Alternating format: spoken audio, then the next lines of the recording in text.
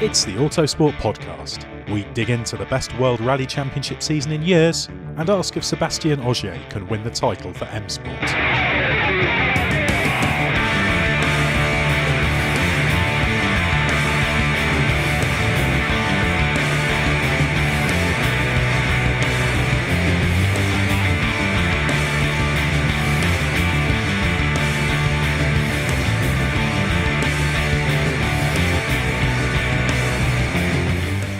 Welcome to a very special edition of the Autosport podcast. We haven't had the chance to talk a great deal about rallying in the past few months, so we thought it was time to really dig deep into the WRC, given it's been such a classic season.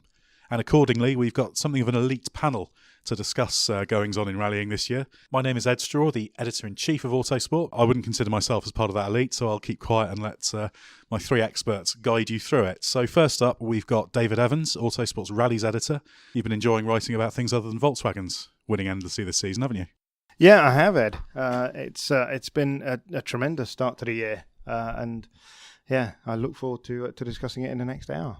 Yeah, and lobbying for more and more pages within Autosport about the absolutely, about the and more and more podcasts, Ed. If you do well, if you perform well, we might let rallying back on a little bit, as long as you don't clog up the place with too much mud. We've also got Jost Capito, the former director of motorsport at Volkswagen. He's fresh from a very brief stint with McLaren, but obviously you were with Volkswagen until, I think, August last year. So what are you doing at the moment when you're not recording podcasts? I'm talking a lot to David. Following the rallies, of course, following Formula One. I was quite busy to sort out all the opportunities, what I'm doing in the future, and I think it's sorted now, and I think it will be announced soon what my next steps are. And we've also got Colin Clark, who requires no introduction, I guess, to followers of the WRC and rallying in general. But of course, those who perhaps don't know should just know he's known as the voice of rally via WRC Live. So let's hear the voice of rally. Oh, that's awfully kind of you, Ed. Yeah, good morning. Absolute privilege to be here this morning. Very much looking forward to the next hour talking rally. I'm surprised you haven't talked yourself out already this year. You'd be wanting to have a big break before Portugal, given what's going on. He's given it a good go, Ed. I have given it a good go. You know, but it has been one of those seasons where you haven't struggled to find things to talk about. There's been so much going on in the world of rally, clearly at the top level, but really in all levels of rallying, particularly for our British rally fans, with the British Rally Championship back to where it needed to be a couple of years ago. But no, it's been a good year to be talking rally so far. Well, let's delve straight into it. Obviously, the WRC has been a cracking season. We've had 4 winners in 5 rallies so far. David Evans, why is this? Obviously, we've got the new rules. That's a big thing. But also there's a lack of a certain German manufacturer who's done quite a lot of winning in the past few years and perhaps made it a little bit predictable at times. So why has this been such a good year? I think any time that you introduce new technical regulations, you bring in unpredictability. You know, everything, not everything, but a lot changed at the start of this year. The new cars with the centre diff, the aero, you know, lots of suspension engine work, and suddenly all of the balls were back up in the air. And from what we heard, and I'm sure Jost could fill us in much more fully on this, but the Volkswagen was a very, very competent car. And talking to the boys now that are working on the Rallycross project with Volkswagen, for sure that there would have been an element that they would have continued to dominate. So once we lose them, then it opened the door up for everybody. But the one point, you know, I think we have to make from the start is that we have been quite fortunate in that Thierry Neuville made 2 mistakes quite early. You know, we could have been sat here talking about 2 winners, or, you know, potentially even 1 winner, because Neuville didn't win in Mexico because he was rebuilding his confidence from the 2 mistakes he'd made in Monty in Sweden, which he would have won those rallies, make no mistake. And there's no reason once you're on that wave and you've got that confidence, you're rolling. And he could have won Mexico, and then he did win in Corsica and in Argentina. So there's an element that helped us really shake the start of this year up. But for me, definitely, Volkswagen and the new tech regs, they're the big things. Yeah, I'd agree with that, David. But what I think is interesting this year is that we have a spread of talent across the teams. When Jost got involved with Volkswagen, and Volkswagen came into the championship full time, the worst thing that happened then was that Sebastien Ogier took the money from Volkswagen and went to Volkswagen. Had he gone to Citroen or to M Sport, it might have been a different situation. But what we had with Jost in charge of the best team, with the best car, with the best engineers, with the best testing facilities, and then the best drivers as well, made it very difficult. But what we have this year is we have a spread across the teams. We have a driver in Toyota who can win, quite clearly. We have 2, maybe 3 drivers in Hyundai who can win. it looks as if maybe at M Sport as well now, we've got probably a couple of drivers, you'd say, with Elfyn Evans showing his form in Argentina. And clearly at Citroen, you've got Chris Meek who can win. Yeah, we might have had a situation where Thierry may have won 4 rallies this year, but he didn't. And I think we will continue as the year goes on to see the wins spread across the teams, because each team has a car, a driver, a package that's capable of winning. And that's what makes it exciting for me. Now, in terms of Volkswagen, obviously we have no idea what would have been achieved this year, but obviously, Jost, you're in a unique position to give us a view on that. Volkswagen would have been winning this quite easily had the 2017 Polo been out there as a works entry, surely. I think it's never winning easily in WRC, and the new regulations always pull the balls up in the air, as David said. But Volkswagen started, I think, earlier than anybody else working on the car on the 17 Rex. So, and when you see now that the guys who left Volkswagen and driving now other vehicles, they are complaining about these vehicles. So they know they did all the tests for the Volkswagen for this year. So they know what the car with the 17 regulations is capable of. So it looks like that the Volkswagen would have had the backup package. And I think it also obvious because the time Volkswagen spent on that all would have been a big advantage. For last year, we did hardly ever tested the 16 car. So when we went the pre-event tests, we did the pre-event tests with the 17 car and not with the 16 car. So the guys had to go to the rallies in 16 without any tests on the 16 car, and we stopped complete developing the 16 car from end of 15. So it was full flat out when all the others still were developing the 16 car because the 16 season was going on.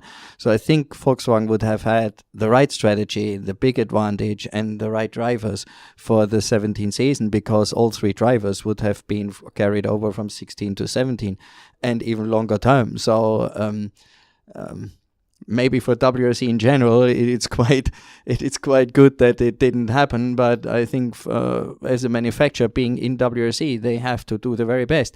This is what I was paid for. This is why the team is paid for, and we have to win. So I think we prepared everything to be in the best possible situation in 17. How frustrating is it to have been involved with a car that isn't out there? Obviously, there was an attempt to get the car homologated for privateers to use, which would have been kind of against the spirit of privateers have to have year-old cars, don't they? So that would have given people a chance to see the car, but obviously that was rejected, and I guess it's no surprise that that wasn't perhaps smiled upon, particularly by the other competitors. But given your involvement in that car, it must be a shame that you're not able to see what it can do and the fruits of the work that went into it. Yeah, it's extremely frustrating when you put all your effort, your heart, blood, and everything in. The whole team works really hard to be in a good position for 17, and then you can't go out and see it running and get the fruits of the seeds, or the harvest of the seeds. Then it's really frustrating, but it is what it is, and I think everybody is looking forward. And Volkswagen Motorsport, they do a good push now in rallycross in the US with GRC, and rallycross in the World Championship. I think it's fantastic what they are doing there, and rallycross is an interesting sport for the future, for sure, for manufacturers. So is everyone in agreement that this would have been a Volkswagen year if they were still around? Well, I'm sure if we talk to Michel Nondon and to Malcolm and people that they would have put forward a very strong case, and for sure, I think the gap would have closed.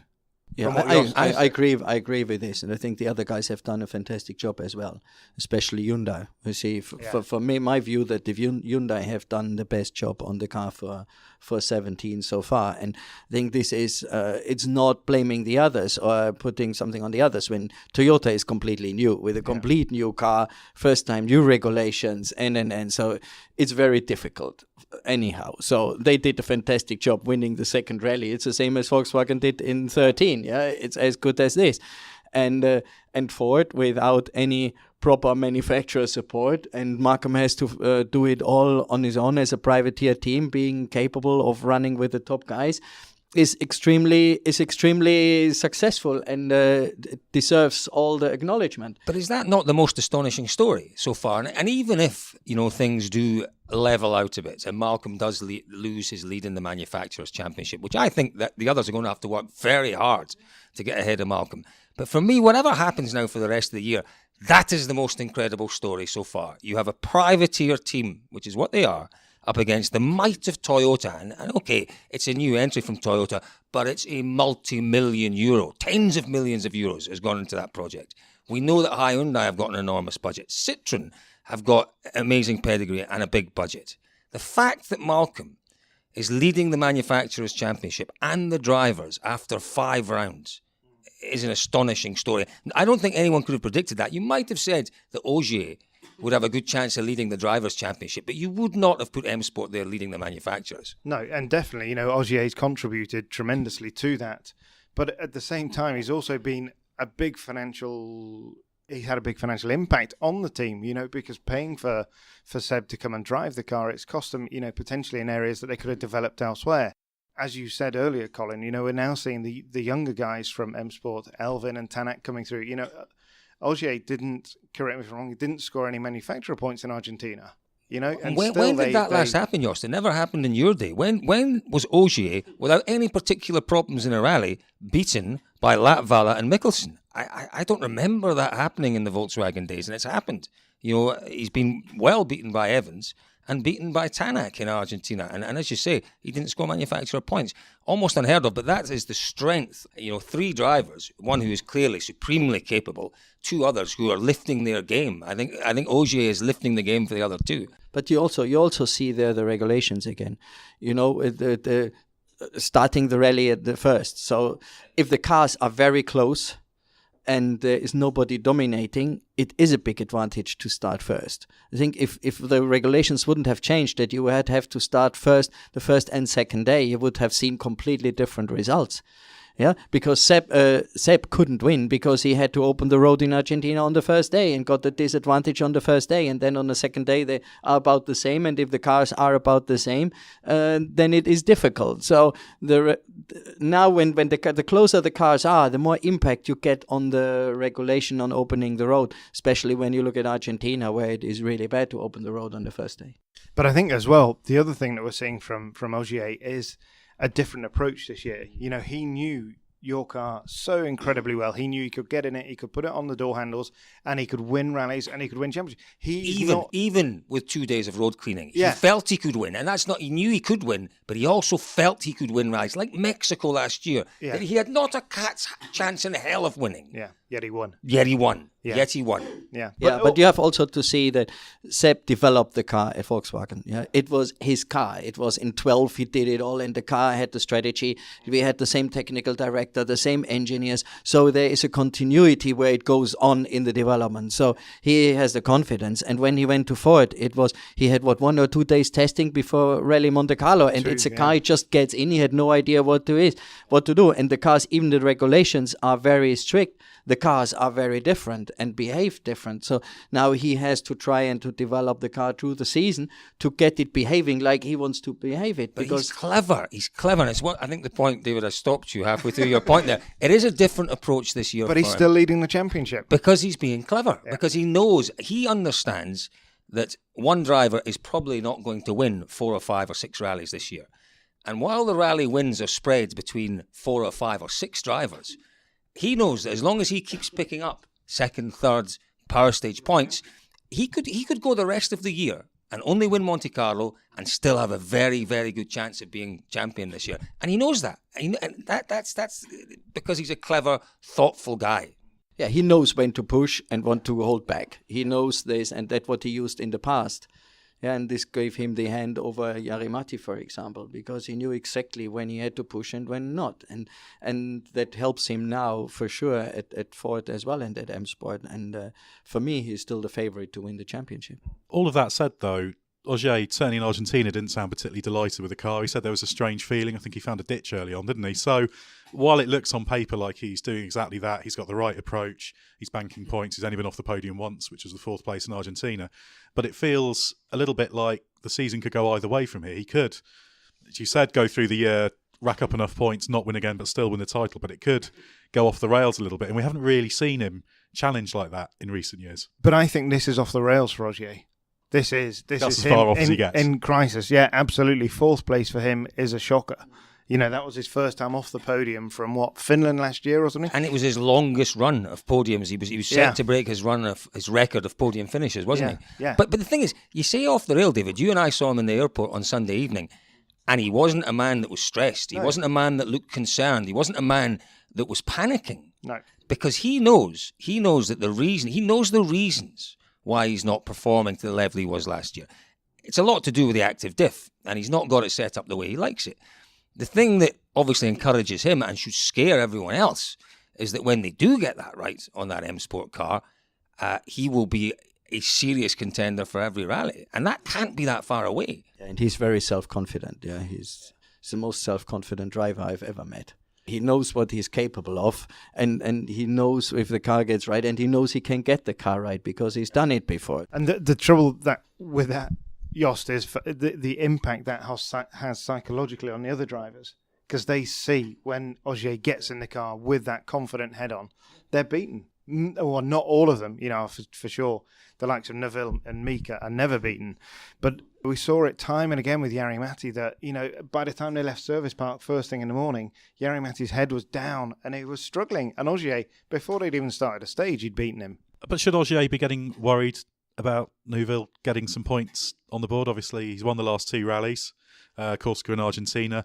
The Hyundai looks to be on balance the strongest car, and we could see a run of wins that even consistent point scoring can't do anything about. I think definitely, you know, Neuville he's back into that kind of purple patch that we saw him at the end of 13 when he was with Malcolm in the Fiesta, and the second half of that year was absolutely phenomenal, and he's such a confidence driver, and we've seen him go down from there, and we've now seen him come back up, and he is right on it now. But there's no doubt in Argentina he took a lot of risks. You know, you look at his onboards, and he talked about, you know, not absolutely by no means cruising, but he talked down the pace that he was turning in certainly on Sunday, but he was all over the place. Saturday morning, he had two enormous moments where, a little bit of bad luck, and that's a Chris Meek style off. You know, he was two wheels and just getting it back on again. Yeah, but this is the luck that you get when you're winning. But you could also argue that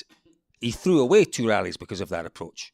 So if he'd throttled back a little, if he'd chosen his moments in Monte Carlo and in Sweden, he could have been leading the championship by a long, long way. Didn't have to win Sweden and Monte Carlo, but I don't think it's that easy. You know, if you say you back off, then you back off and you lose the confidence, and then you get beaten by others and you get down again.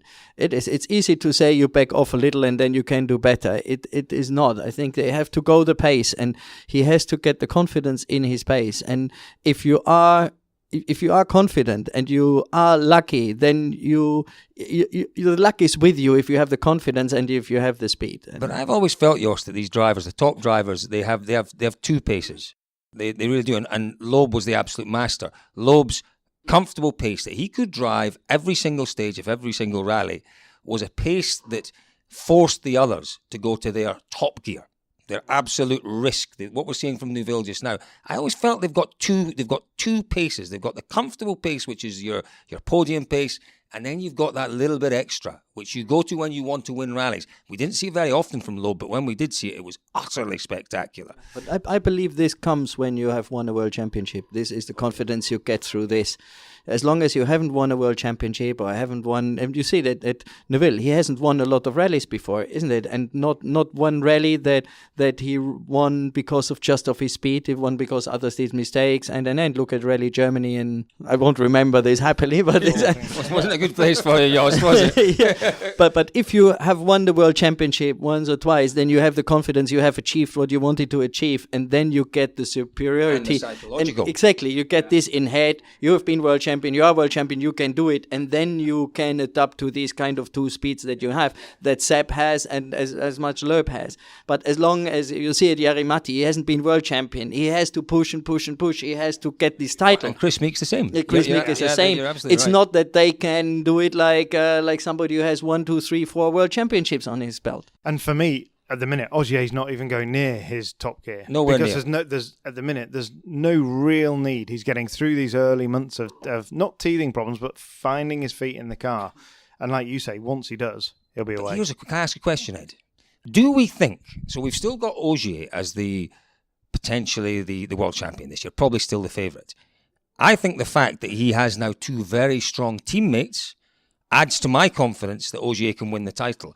I think for Neuville to become a proper contender this year, either Sordo has to up his game and find some consistency, or more, perhaps importantly, Paddon has to up his game. No, because Andreas has to get in. Or Andreas has to get in. But he needs, that would be nice to see. He needs a wingman. He needs support to take points when things aren't going his way in the power stage. He needs someone to take points off Ogier, to take points off his main title challengers. Right now, he doesn't have that, whereas Seb has got two really competent wingmen out there just now. Is that going to have perhaps a say in how the title pans out? Absolutely. But, for me, Hayden, it can't get much worse. Things have to improve for Hayden, but I think we really do need to come over to Jost and ask. I'm sure you've kept in touch with Andreas. Is there anything that you could tell us about where Mr. Mikkelsen might go? No, of course I'm in touch with Andreas because I'm a big believer in Andreas and I follow him and we are in touch, but there's nothing I can say because he keeps it confidential as well, and he told me as soon as there's anything to say he will let me know, of course.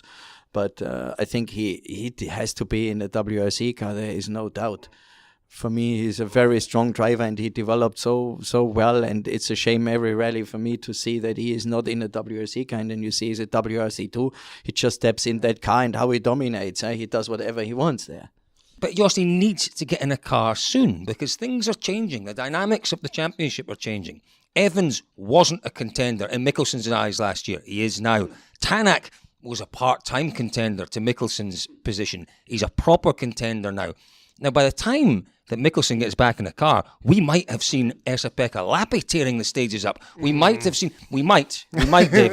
We might have seen, who's the other young Finn that's going to be in the M Sport car? Suninen. Yeah.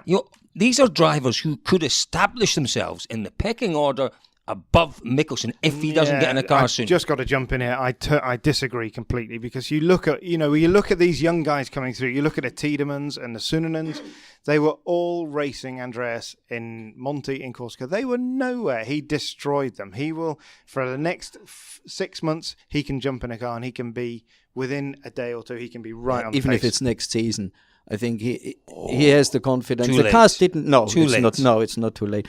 But the issue is now there Evans is no. will win There two is rallies no before the end of the year, and Evans will win 2 rallies before the end of this year, and he will be the choice. If you're looking at Citroen for another driver, if you're Toyota for another driver, Evans is effectively out of contract. If he wins 2 rallies, are you going to put untried, untested, rusty Mikkelsen in your car ahead because of Mikkelsen? I would revert. Go away. I would take you straight. I would take you Yes. straight back to Rally Australia last year. He beat Ogier the final day. You don't lose that. You don't lose that. Yes, you do. No, you yes, don't. you do. And you don't look back too far to see that. You do lose it. You do lose it. You lose it mentally. You don't lose it this quickly. Not for a young guy that's Mikkelsen. I'm a huge fit. Mikkelsen fan. And as I say, what astonished me about Australia was that we saw a different Mikkelsen in Australia, Jost. A very different Mikkelsen. He was given a different role. It was a free role in Australia. And it was him against Latvala for that seat at Toyota. And Latvala did what Latvala has unfortunately done a lot of in the past.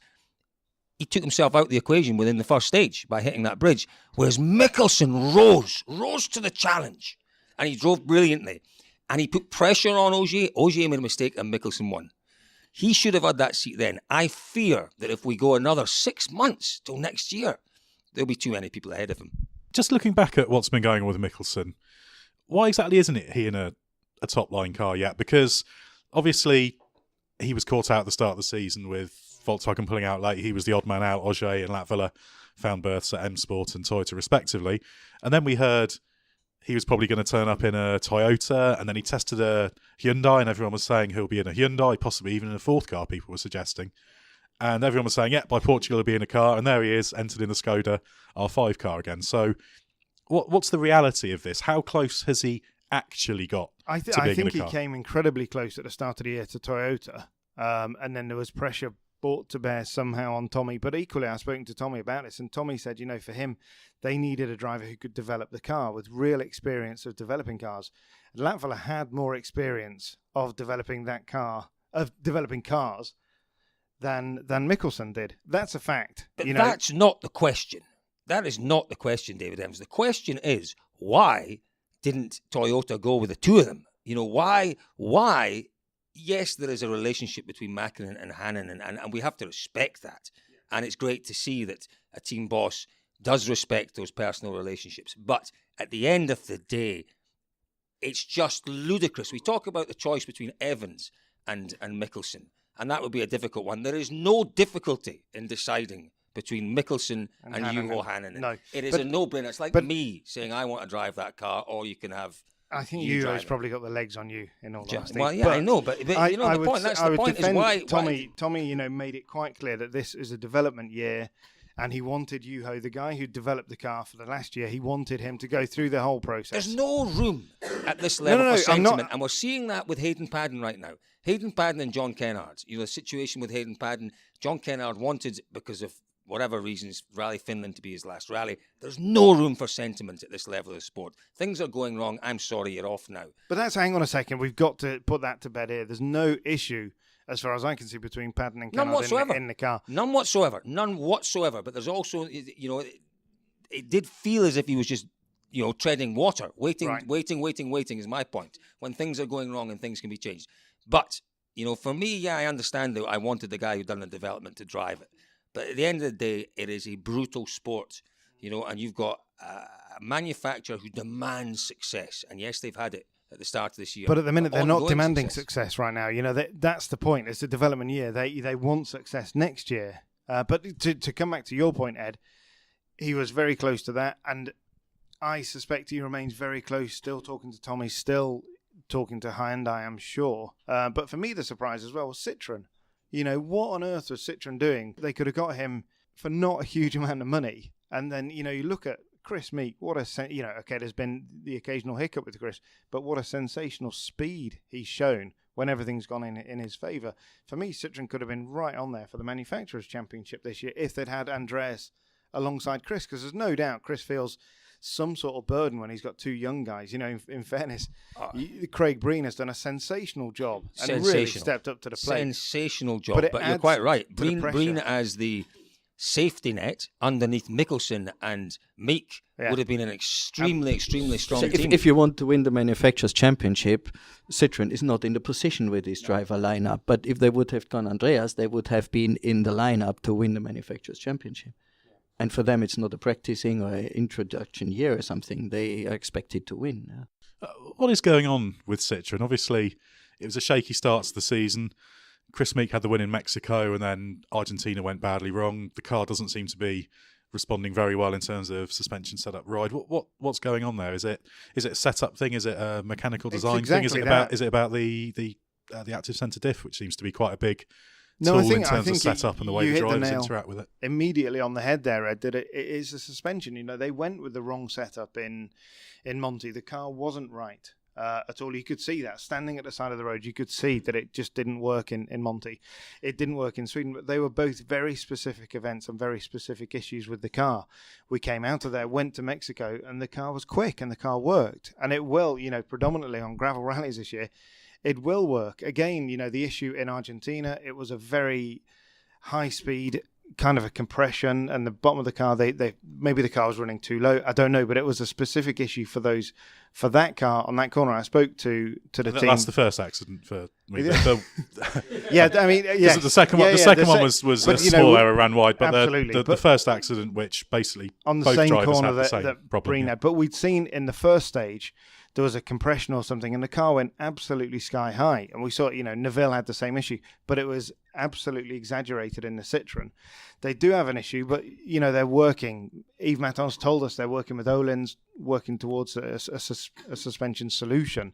And it will come. But again, these were specific issues on a specific rally. Argentina, you don't find these kind of stages and rocks so much on European gravel. You have to consider that every rally is different, and this makes the WRC so difficult and complicated, because you say you don't find this situation in another rally. You have always situations and specific points at rallies, even if it's tarmac or if it's gravel, that you don't find at any other.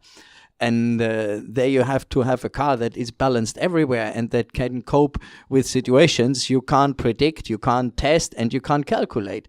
And this makes rallying so much different from circuit racing, where where you have all the data from the circuit, all your forces. And with rallying, you don't know these. And if you do a tank that never breaks, it is too slow. Yeah, you have to find a certain compromise to say, if something gets completely wrong, things break. Yeah, and otherwise you are too slow with the car, and you have a tank that is so much overweight. And I think that's the point that suddenly everybody realized. When you were testing, you went to Mexico in 2012. And people kind of, really, do you need to go to Mexico to test? And you absolutely demonstrated that you did, because Volkswagen arrived at every rally with a car that could win every rally. When we went to Mexico in 12 for the test, the cars didn't start on high altitude. They just didn't start. They stopped up there. The cars didn't restart. If we wouldn't have done the test in Mexico, we would have all 3 cars stopped in Rally Mexico in 13. That's incredible. And but that shows the worth. And that for me was one of the big surprises with Toyota last year. They had the ability to go around the place, test everywhere, and they didn't. They didn't go to Mexico. They did no high altitude testing. And I think, a little bit they will pay the price for that. Well, you say that they're already having a way better season than anyone, I think, had forecast. So, why is that? Obviously, coming into the season, there have been all sorts of rumours about how disastrous the car's been. And going back into last year, everyone's expecting this is going to be terrible. Second for Latvala on Monte Carlo rally was good, but winning in Sweden, nobody expected that. So what's happened there? Obviously, there's a lot of talk about the input Latvala had in terms of the setup. So is that just unlocking the underlying potential? That's exactly where it is, Ed, is the Latvala key, because without Latvala, you look at their results, and their results are very average. Hannanen would have struggled, and Esa-Pekka Lappi has no experience. But for me, the second place for Latvala in Monte was fortuitous. But, Monte's that kind of event. They gambled, and they came away with the result. But also, Sweden, they really banked on Jari-Matti's experience. And that's where, and then you look at their results in Argentina, and they're not quite there. Struggling a little, but So I was just going to say, Jost, that the first part you said, Ed, was how come it looked such a dog at the end of last year? And it did, it did. You saw the time when Sebastien Ogier tested the car, the video footage that came out, people were questioning whether it was Ogier in the car. The car was driving so bad, it's like, that can't possibly be Ogier in that car. But what you have to remember is that car was developed by a driver who had never driven a tarmac stage competitively in a World Rally car, Juho Hänninen. Tommy Mäkinen, who has a very specific testing style, and his experience goes back a decade. Esa-Pekka Lappi never tested it, but the other boy whose name I forgot earlier on, he also tested it. So before Latvala got into that car, no one had driven it who had any recent experience of World Rally cars. And I think that's why Latvala's input was so crucial, because he could actually bring relevant experience. The others can do the endurance testing, they can do testing within their experience range, but as we know, WRC has moved on so much. You needed a Latvala. Yeah, you also need a comparison. Yeah, you need a guy who knows with Latvala coming in, he knows exactly where the 17 Polo was. Yeah, and all the other drivers haven't been in any competitive WRC car, so they had no idea where the performance has to be. Yeah, and Jari-Matti knew that. This is why it was so relevant for Toyota to get somebody in who has experience with a competitive actual rally car. And coming back to where they are, I think if you just compare the results of the rallying, you never get the picking order. So you have to look at when the stages go well for everybody, and comparing then the times of the stages, and get the feeling of the running order, what it means, and then you can get the feeling what is the car and the driver combination, what is the competitive ranking. And I think you know that better than anybody, David. Yeah, for sure. And I think right now we're looking definitely at a truer representation of where they are. And for me, one of the big shames is that Latvala didn't get in there earlier, because clearly he affected some change quite quickly with the car.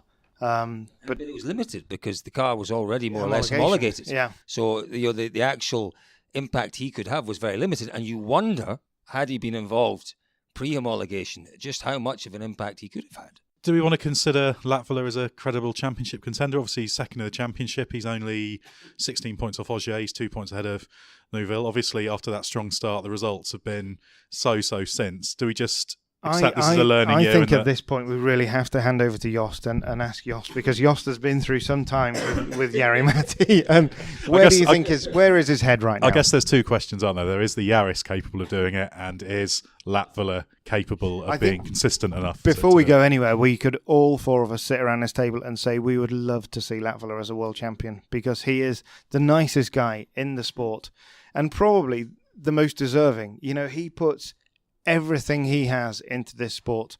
Jost. It would be a shame seeing him retiring and not having been world champion. That would break my heart. Yeah, because he's such a nice guy. He knows everything. He lives and breathes rallying every single second. Yeah, when there was this competition with journalists and him about questions about rallying history, he won. You know, he knew more than any of the journalists about who won which rally, and he is the rally guy from birth, isn't it? And to see him retiring without world champion would break my heart. And he has the speed.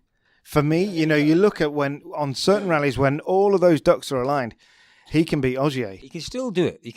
And up until 2 or 3 years ago, I would always have strongly defended the view that Latvala was the naturally the most gifted, quickest driver in the championship. I'm not sure that's the case now. I'm genuinely not sure. But he still has that capability, but as you say, to turn it on and to do special things in a rally car. Maybe that's come round full circle, and maybe he's lost a bit of the speed and gained some of the consistency. And to answer your question, if that's the case this year, then he's absolutely a credible threat. He can't win. He can't win because of the point I made earlier.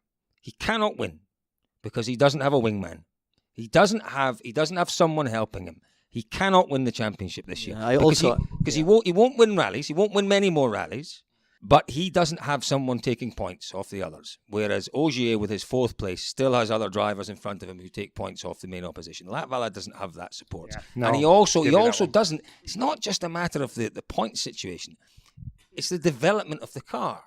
You know, the car, they're allowed a couple of jokers during the year. The car will develop, as we know, the cars all develop as the year goes on, but they only develop at a rate if you have 2-3 cars finishing.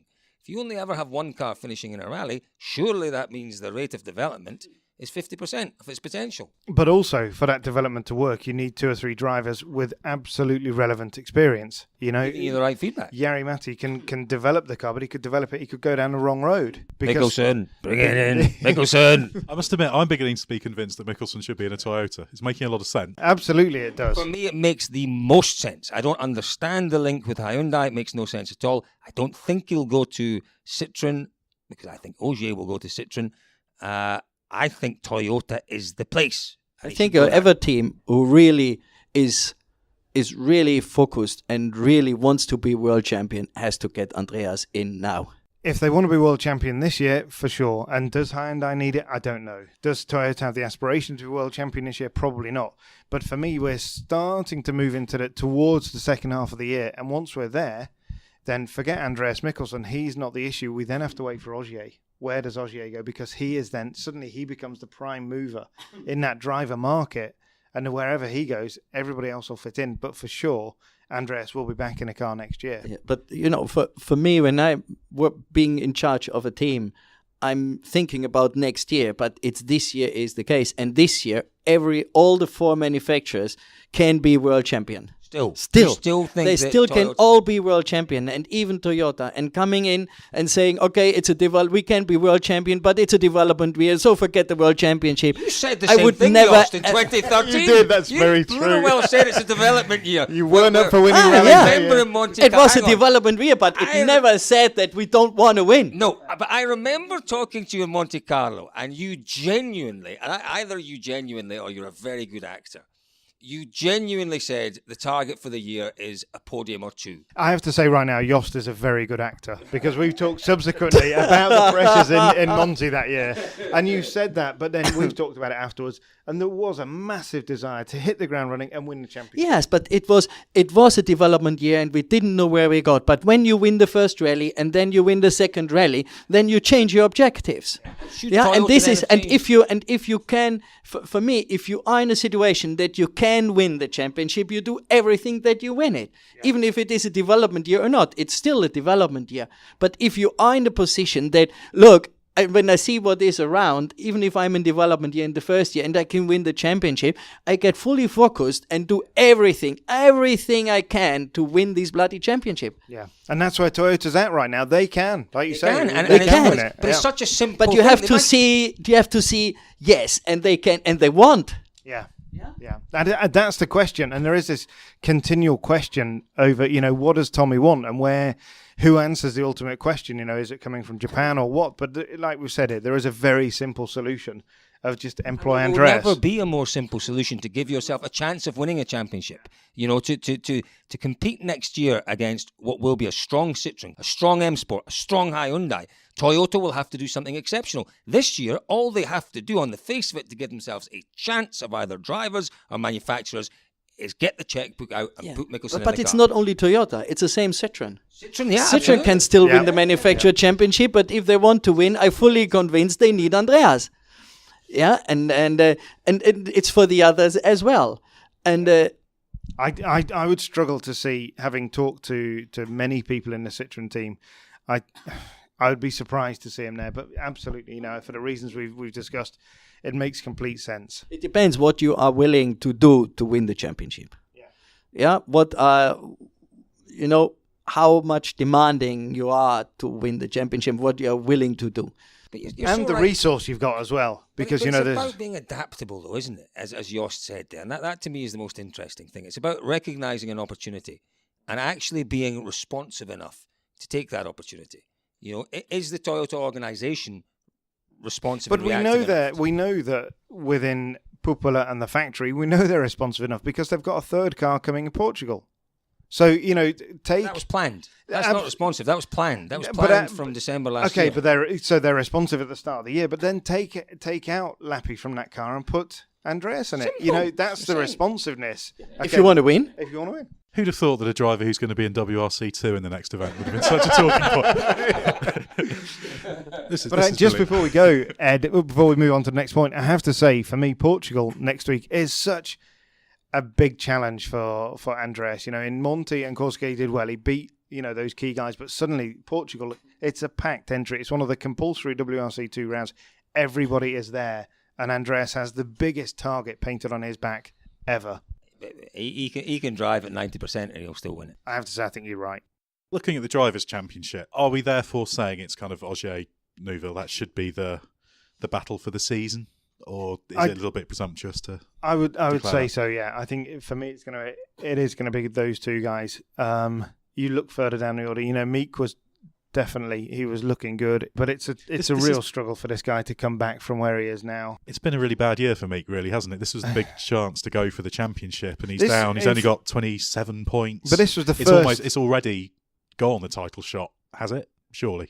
I think the title's gone for this year, for sure. And now it's about Chris winning rallies. And in fairness to Chris, this is the first year he's had a full-on, proper factory team behind him. Last year, he did the occasional rally here and there while he was developing the car. The years before, he has been always stressing about whether or not he would be at the next rally, not quite that bad.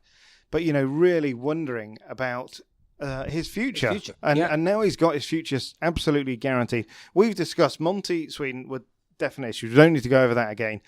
Chris Meek has the speed to win the championship. He is among the fastest drivers in it. Does he have the consistency? But he's not made mistakes this year.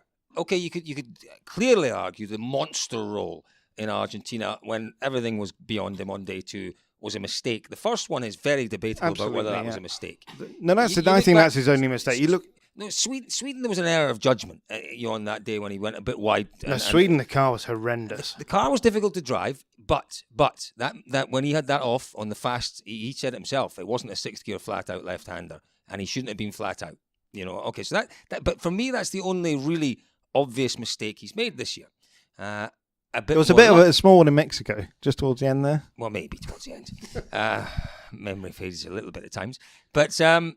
He's been impressive, and with a little bit more luck, in particular in Corsica, he still would have been there. But I totally agree. I think his chances now are gone, and it is a 2-horse race between Neuville and Ogier for the title. But Meek will play a big part in that, in who wins this year's title, as will Latvala in some way. Yeah. But he's not. But I would just like to ask Jost, you know Chris better than any of us. You've spent a lot of time enduro bike riding with him, and you know the guy well. Would you have employed him at Volkswagen? Yes, I think I said it. I said it before, 2 years ago. I said if I would have a space or a force car, it would be Chris being in the car. I didn't have any reason to change any of the drivers that we had and get anybody in. Nobody, whoever it was. But I would employ Chris. Yeah. If you had your day again, Jost, and you were given a checkbook now to go and set up a WRC team, and you had 3 drivers to find, which 3 would you go for today, seeing the talent that's coming? So you've got to have 2 established drivers and a rising talent, which is what you would do in a 3-car team. Who would you go with? Yeah, I think Sepp is the obvious option. Yeah, you want to have Sepp. If you want to win the championship and you are serious, you have to have Sepp. And I think I would go for Andreas. And I don't know if you regard Andreas as the young driver coming up or not. I don't think so. I think he would be one the established one.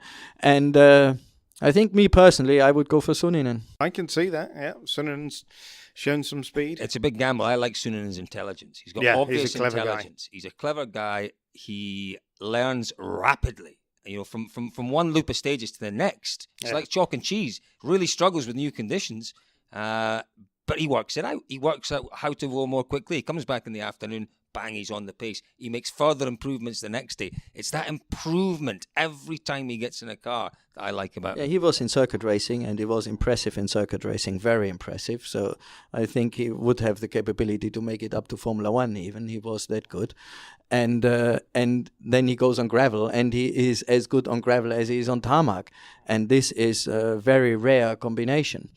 And then he learns quickly, yeah. And he is so not emotional, quiet, thoughtful, does everything with logic, and he's quite I think scary for me, he's yeah. a perfect rally driver. Yeah, that I think going back to no Poland. pressure on him. No, going back to Poland, one of the biggest things for him will be the step from an R5 car to a 17 car.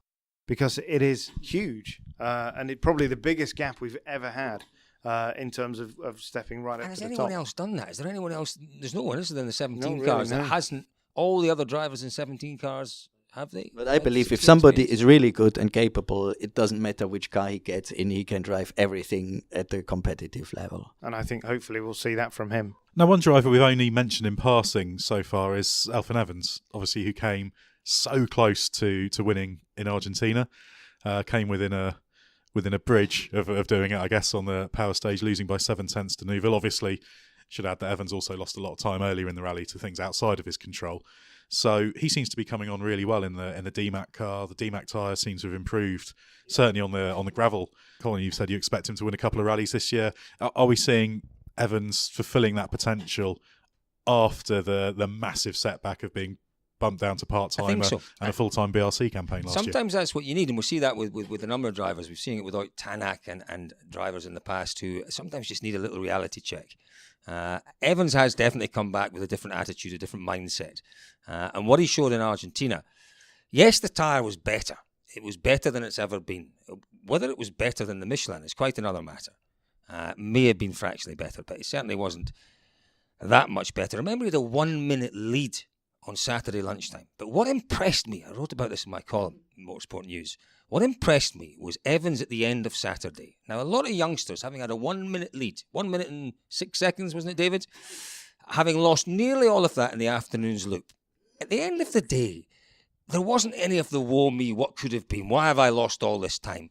He said, I've still got an 11-second lead. If Neuville wants to win it, he's bloody well going to have to fight me for it. So he didn't look back. He didn't look back at the negatives, the what might have been, dearie me. He was still looking forward and positive, and he knew that he had the pace to beat him on that final day. And that's something we've never seen with Evans before. He knew if it went well, it was his rally. And 2 years ago, he would have looked back and he would have been demolished. And he would have been beaten at the end of the day. Because he would have spent the whole night thinking, why me? Why did I have that puncture? Why didn't the car work well? Why did the diff do something strange? And why did I spin in stage 10 or whatever? He would have spent too much time reflecting. And too much energy. And focus. He is now a different competitor from the competitor we saw a year ago. He is, and for me, we have to give absolute credit to Malcolm. You know, there was a lot of people at the end of 15 that really questioned bringing in this French guy, Eric Cameli. Yep, Colin, you were among them.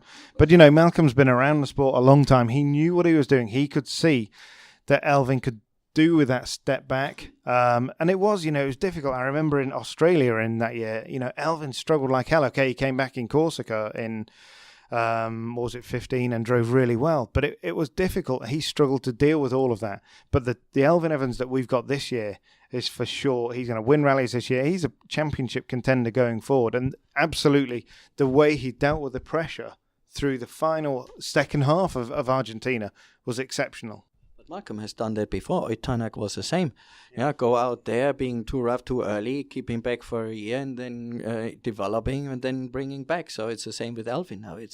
It seems that this system works. Yeah, I think it's not too bad to get the guys in early, show them where they have room for improvement, and that they are not there yet because they come in with a big head, and then show them, look, you are nowhere compared to the others. Get them back, develop, and then come back stronger. But I don't think Elfyn ever had a big head as such. I think Elfyn's problem was that I know you weren't saying that, but I think Elfyn's problem was completely different from some of the other youngsters who get their opportunity. He always behaved like an employee. Like, he never behaved, he almost didn't have his own thoughts, his own plans, his own strategy, his own responsibilities. You got the feeling that he felt lucky to be there. Right, as if he wasn't part of it. It's changed. We saw that change coming through last year, and suddenly he stands there on his own 2 feet. And, Malcolm said in the debrief after Argentina, Elfyn was making noise. He was disagreeing with the others. And, this is suddenly the change that we've seen him. He is absolutely, it's a horrible phrase, but he's grown a pair, hasn't he? And he really has come forward, and he's right at the forefront of the championship. Let's not get too far ahead of ourselves. That tyre will only give him the opportunity to win on certain rallies this year. I would disagree with that. Having spoken to Elfyn and to the boys at DMACK, from what I can understand, that soft medium that they've got now, or let's call it a medium compound, that's great. But apparently there's a big advantage with the hard compound. From what I can understand internally, DMACK are looking at Sardinia as the big opportunity. Exciting stuff. Suddenly you look at every gravel round, there's an opportunity for Elfyn to win, and then you look at GB, and they've got a joker to play. They can bring the soft back. And if the tyre is that good, you've got Mads Osberg, who again, you look at Osberg's pace in Argentina, and he looks like a rejuvenated driver. He's only 29. Yeah. Mads Osberg's been around forever. He's 29. He's only a year or two older than Evans. Yeah. He has pace. If Osberg also goes on to the D-Max, again, it's another...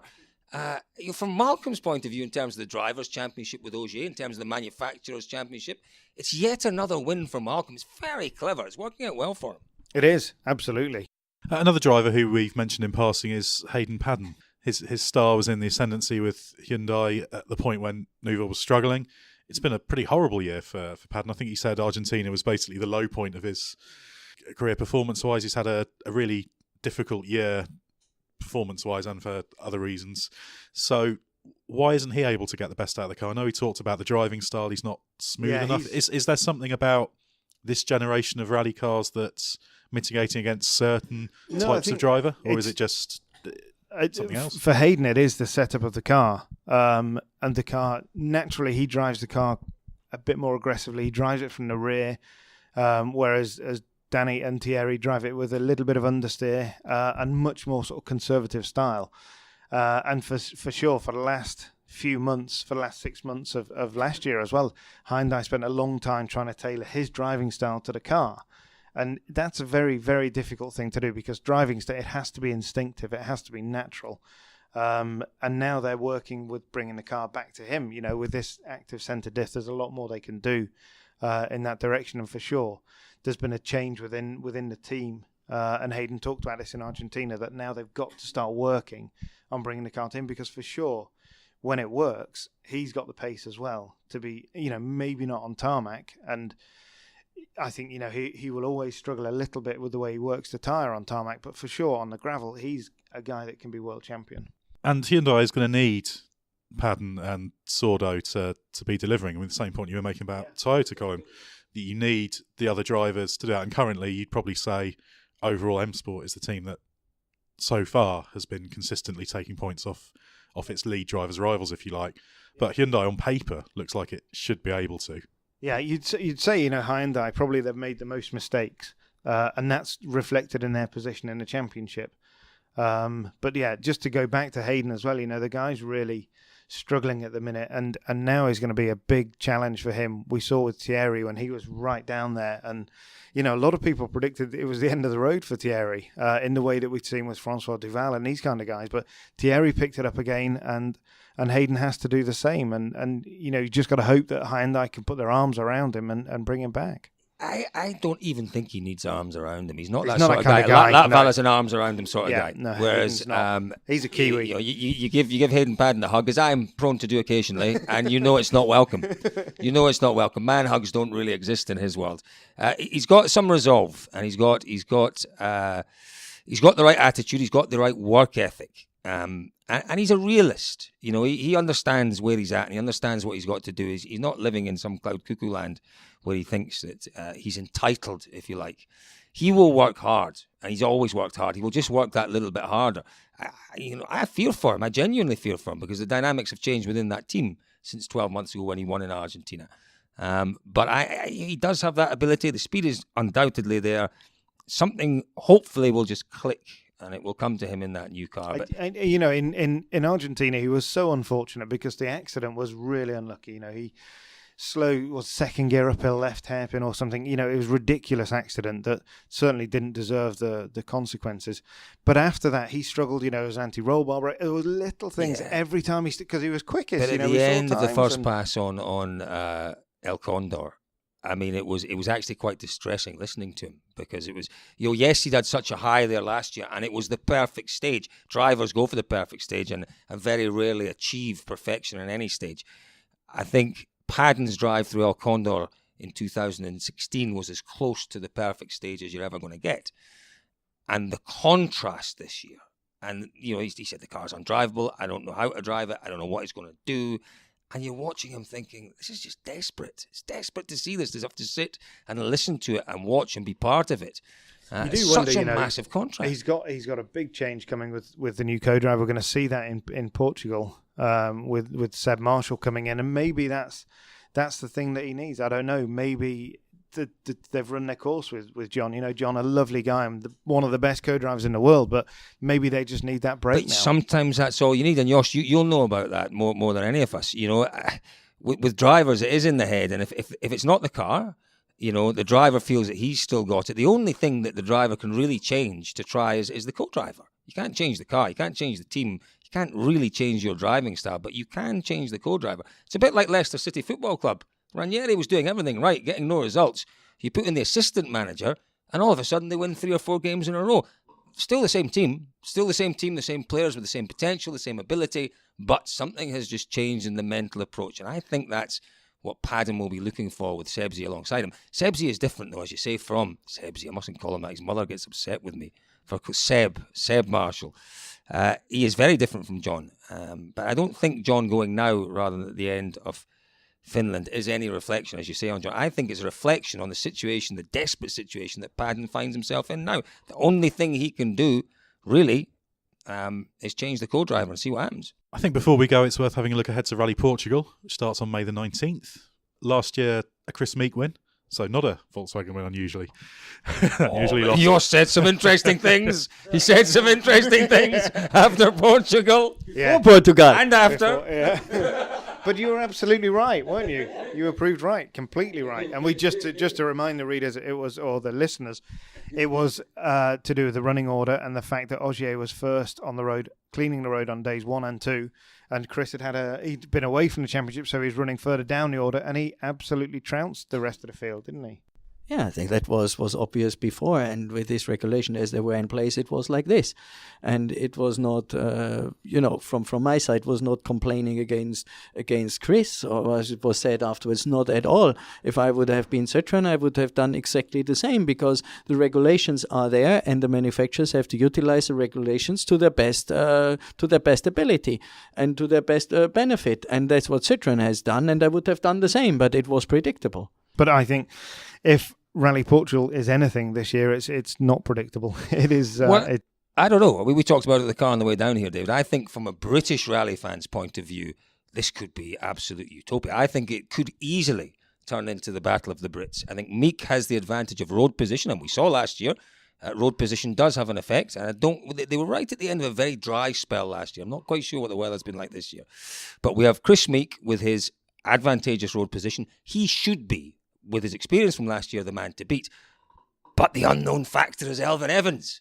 How are those DMACK tyres going to work? We suspect they're going to work brilliantly. He's in the form of his life. He's got confidence that's right up there. To me, it's the Battle of the Brits. It's back to the late 90s and the heyday of the Brits in Portugal, when Colin won twice, when Richard won. I think British rally fans in Portugal are in for just a fantastic time. I think you're exactly right there, Colin, but equally it would be a very brave man that discounted someone like Thierry running third on the road, and DMACK. And every now and then, would he sustain it for the whole rally? Probably not, but Sordo's gone well in Portugal. You know, we've seen some speed every now and then.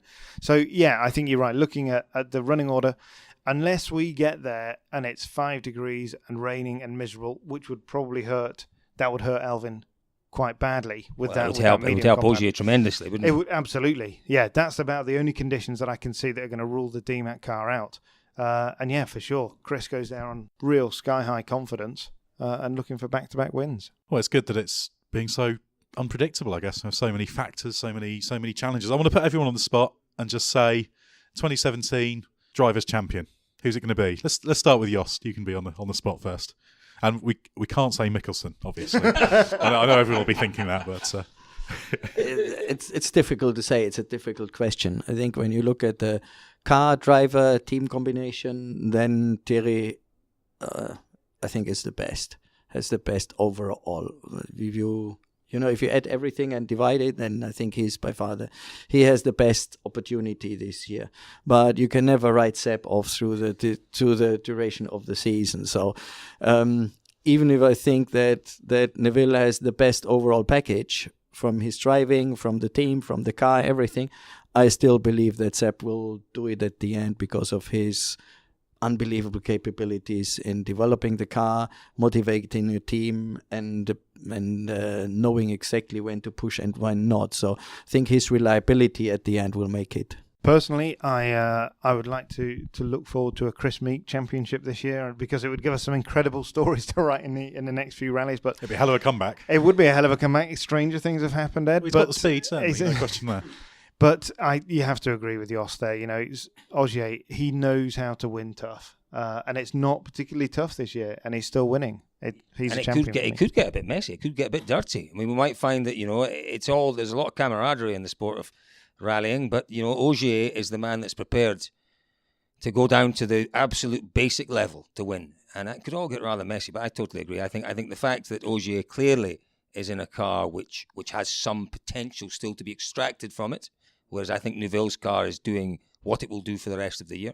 I think the fact that he has the intelligence, the experience of being a 4 times champion, it'll be tight. We're not going to have a winner by Spain, I don't suspect. It'll be tight. It could well go down to the wire. Yeah. And we might see some tactical driving in GB to decide road position in Australia. In Australia. Who knows? Yeah. But I think it'll be tight. But yeah, Ogier is the man for me. Well, it sounds like we've got unanimity, because I'm going to go for Ogier. My rationale is purely that I think you win championships on your bad days. And as I think you said earlier, David, Argentina was Ogier off the rails, still in 4th place. So that's the way I look at it and do across all forms of motorsport. But it's going to be a cracking journey to get to who is champion this year. Certainly it's been fantastic so far.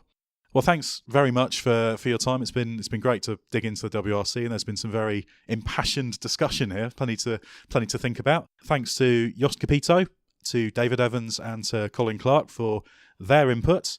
You can listen to Colin on WRC Live. You can read David Evans in Motorsport News, out every Wednesday, in Autosport magazine, out every Thursday. There's also Autosport.com carries extensive coverage, and there's a Motorsport News website you might want to start checking out soon. That's out in beta version. Thanks very much for joining us. We'll be back soon with another Autosport podcast.